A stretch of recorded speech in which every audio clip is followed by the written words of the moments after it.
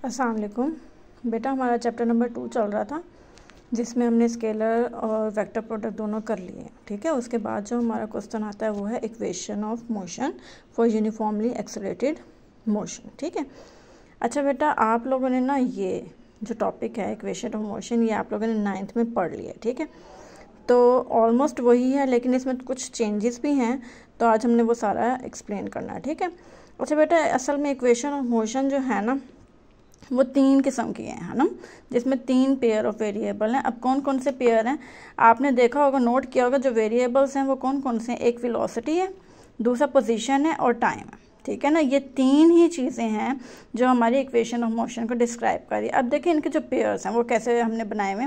Velocity और time का जो पेयर बनेगा उसे हम फर्स्ट इक्वेशन ऑफ मोशन बोलते हैं। पोजीशन और टाइम का जो पेयर बनेगा उसे हम सेकंड इक्वेशन ऑफ मोशन बोलते हैं। और वेलोसिटी पोजीशन का जो पेयर बनेगा उसे हम थर्ड इक्वेशन ऑफ मोशन बोलते हैं। ठीक है, तो बेटा यही चीज़ें हमें न्यूमेरिकल में भी हेल्पफुल होती हैं, तो ये बात आपने जहन में रखनी है। ठीक है, अब सबसे पहला सवाल ही बेटा ये है कि हमने ये इक्वेशन अप्लाई कहाँ पे करनी है, ये कहाँ कहाँ अप्लाई हो सकते हैं, क्योंकि बाद दफ़ा न्यूमेरिकल में आइडिया नहीं हो रहा था कि हम ये इक्वेशन अप्लाई कर भी सकते हैं या नहीं कर सकते। तो बेटा आपने 2-3 बातें नोट कर लेनी है, ये मैंने कुछ पॉइंट्स लिख लिए हैं।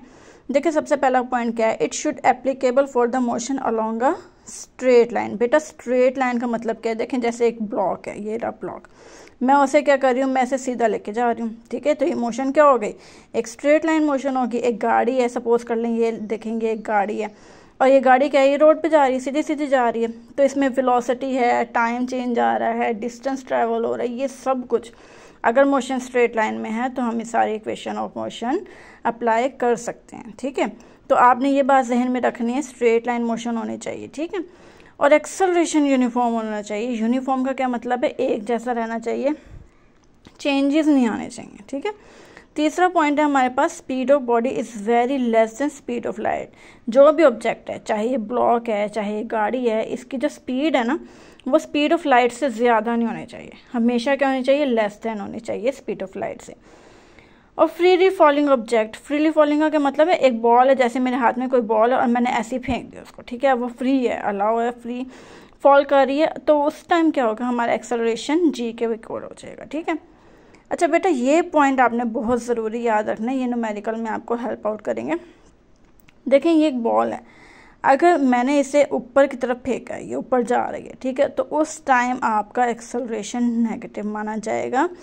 अगर यही बॉल ऊपर से नीचे आ रही है तो यही एक्सेलरेशन आपका पॉजिटिव जी माना जाएगा। ठीक है, तो ये साइन कन्वेंशन बेटा आपने एक्सेलरेशन की ज़रूर याद रखनी है।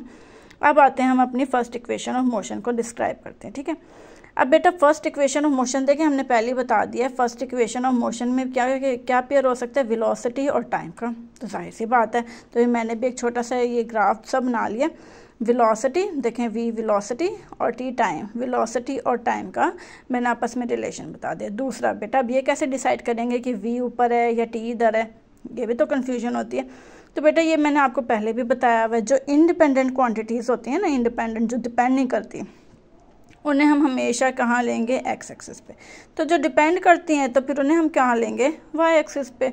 तो लो जी, ये मैंने वेलोसिटी बना दी और यहाँ पे मैंने टाइम बना दिया। अब देखें ये ओरिजिन है हमारा, जहाँ से हमारी कोई भी ऑब्जेक्ट की बॉडी स्टार्ट होगी, चलना स्टार्ट होगी। ठीक है, तो अगर ये ओरिजिन है, यहाँ से इनिशिएट करेगी, तो मैंने इस वेलोसिटी का नाम क्या रख दिया, इनिशियल वेलोसिटी वी आई। तो यहाँ से ऑब्जेक्ट जा रहा है, स्टॉप कर, सपोज कर ले कि यहाँ पे आके स्टॉप हो गया, जहाँ पे उसकी वेलोसिटी अब क्या बन गई है, वी एफ।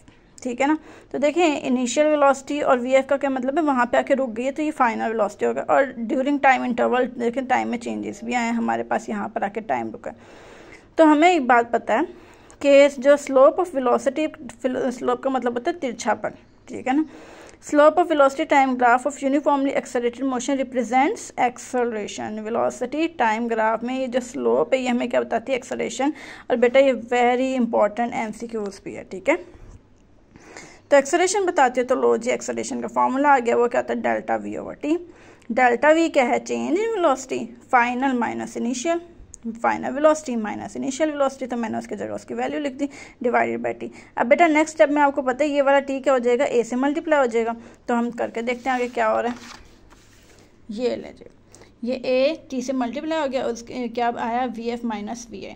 अब ये माइनस वी आई है तो इस साइड पे ले आए तो ये पॉजिटिव वी आई हो जाएगा, is equals to V F, और वी एफ का फॉर्मूला क्या बन गया, V I plus A T. ये वही इक्वेशन ऑफ मोशन है जो आप लोगों ने 9th में पढ़ ली है। ठीक हो गया बेटा, ये फर्स्ट इक्वेशन ऑफ मोशन हमारे पास आ गई। अब बेटा इसी से रिलेटेड हमारे कुछ एमसीक्यूज हैं, हम वो थोड़ा सा डिस्कस कर लेते हैं। देखें, ये सपोज करें ग्राउंड है और ये कोई बॉल है जो कि नीचे डाउनवर्ड मोशन कर रही है, ठीक है। अब उसने हमें डाटा में क्या दिया, उसने कहा इसकी जो इनिशियल वेलोसिटी 0, टाइम 1 सेकेंड और वी एफ निकालना है। तो बेटा एक्सेलरेशन उसने दिया नहीं हुआ, लेकिन हमें पता है कि ऊपर से नीचे आएगा तो एक्सेलरेशन क्या होगा, पॉजिटिव जी। और वो आपने कहाँ पे पढ़ा, ये देखें अभी अभी हमने पढ़ा है कि ऊपर से अगर नीचे आएगा तो एक्सेलरेशन पॉजिटिव जी के इक्वल होगा, ठीक है। तो लो जी, हमने पता है कि एक्सेलरेशन पॉजिटिव जी के इक्वल है और जी की वैल्यू कितनी होती है, 9.8। तो वी एफ निकालना है, तो वी एफ का फॉर्मूला आपके पास आ गया, V F is equals to V I plus A T. V I 0, A 9.8, क्योंकि इसने कहा था जी के इक्वल और जी कितना है 9.8 और टी कितना है 1। इनको सिंप्लीफाई किया तो हमारे पास 9.8 मीटर पर सेकेंड आ गया। ठीक है ना बेटा, इस तरह की आपके पास ना आ सकती हैं कुछ एमसीक्यूज ना, तो ये आपको टैकल करना आना चाहिए। अच्छा जी, दूसरा एमसीक्यूज हमारे पास क्या है कि अब ऑब्जेक्ट बेटा पहले अपवर्ड से डाउनवर्ड की तरफ आ रहा था, अब डाउनवर्ड से अपवर्ड जा रहा है ना। तो उसने कहा है फाइनल वेलोसिटी तो है 0, टाइम है 1 सेकेंड, आपने वी आई निकालना, तो बेटा फॉर्मूला तो वही रहेगा। अब वी आई निकालना है तो देखें आगे पीछे करें, वी आई निकाल लें। इस वक्त क्योंकि बॉडी जो है डाउनवर्ड से अपवर्ड जा रही है, अगर अपवर्ड जा रही है तो एक्सेलरेशन, क्योंकि हमें पता है मोशन अपवर्ड है तो एक्सेलरेशन माइनस जी में लिया जाएगा। तो देखिए ये एक्सेलरेशन है और उसकी जगह मैंने लिखते हैं माइनस जी, फिर माइनस माइनस और पॉजिटिव हो गया।